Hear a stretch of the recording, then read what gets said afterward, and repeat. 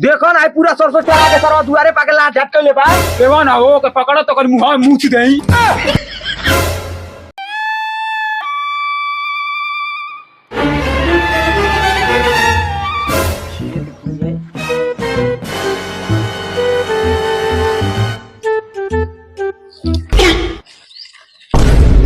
अरे बाप रे बाप कौने बहनचोदवा के बकरी अरे ई सरवा पूरा हमार खेत चर गले सरो में तुमको बुझात बा सरवा कुल छोड़ के अपने बाप के गान में सुतल होतो तो इनकी माई की अरे बाप रे बाप पूरा बीच दियारा में ससुरी चरती जा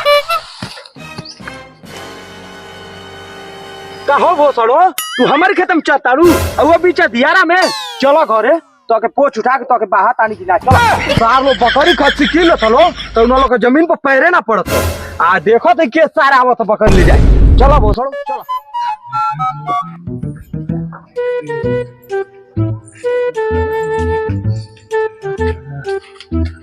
ए कावा बाड़ू हो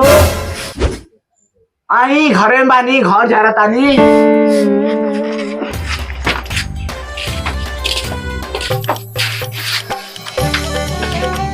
बस घर में जराए की खानो वानो बनी आगे निकाल मरवा के सुबेरे सुबेरे उठी सुती चल जाए के बाद घूम में सुन सुबेरे सुबेरे दिमाग का दहीनत बना चुपचाप जाके खाना बना। ए सुनबू ए दुआरवा से नहीं हो बकरिया ना लौकलिया कहाँ हियो बकरिया सुनी ना हमन के बकरिया गरम रह लिया तो सुबेरे आके बोका लगे छुनी तब से लौकते ना लगत बोका बकरिया के भागा ना ले गई ओ सड़ी तो बहुत हाली मारा कहीं नहीं बकरी न धर और बकरी भाग गई हम लात धर के बांध दे जाई बकरिया खोज लिया तब तक हम खाना बनाओ तानी लाट जाई खोजे हम ना जिम खोजे जो खोज के लेके आ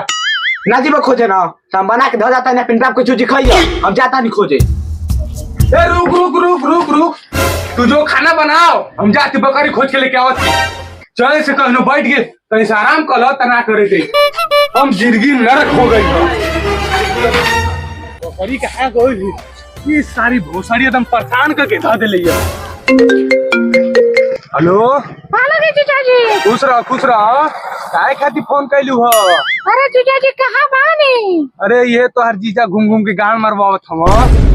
अरे जीजाजी का दीदी वाला कमा तो है चालू कर देले बड़ा क्या करी तो हर दीदी नाक में एकदम दम करके धा देले है कहीं चैन से बैठे ना देत हई चुप हो साली फोन काट हम खुद होते दिमाग खराब भइल बा इस साली काइन का हवा बकरी गई चल चल चल परब तो पूरा हमार सरसों चर गले बा चल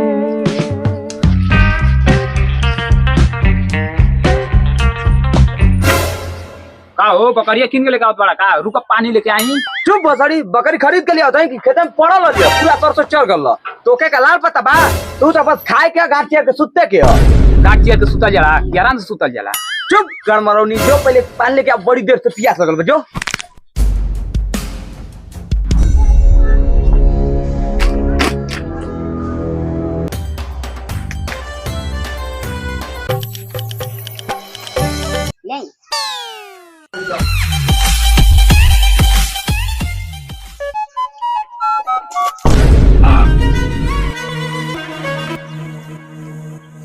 का हो फेकंचा पानी पियो तड़ा का नहीं बकरी का मूत पियत है पिए बे बड़ा खुशाइल बड़ो राती को भौजी देले ना ही का ऐसे कैसे ना दिए जबरदस्ती पटक के ले लेने एको दिन बाबा ना जाए दे ना हमहू को ही दिने पर दिन दोपहरात कहे जात बाड़ो ई कुल छोड़ ई बतावे और कैसे ऊपर आ गई हो देखो ना फेकंचा हमार बकरिया कोनो बोका संगे भाग गलियो लौकत ना हियो कहिनो देखबे ये बकरिया ना ना भैया अरे हो फेकंचा ये तो हमारी बकरिया हो सरौ बोका संगे भागल बिया पूरा सरसों का खेत हमार आग के चरा गलो जाते हम केस करो केस का हमार झाट कर जीबो जेता में चरले बा तना डाल लो देखता रो ई सरवा हमार पूरा सरसों खेत चरा गइल ओइ में लाल झाट दुआरे एक कइले बा का हो कैसन कर देत बालो कौन पिनका देला का देखो ना पूरा सरसों चरा के सरवा दुआरे पाके लाल झाट कइले बा देवा ना हो के पकड़ो तो कर मुंह मुछ देई रुको हम पकड़ के जैसे हमर मुंह मुते लो ऐसे ओकर मुंह मुते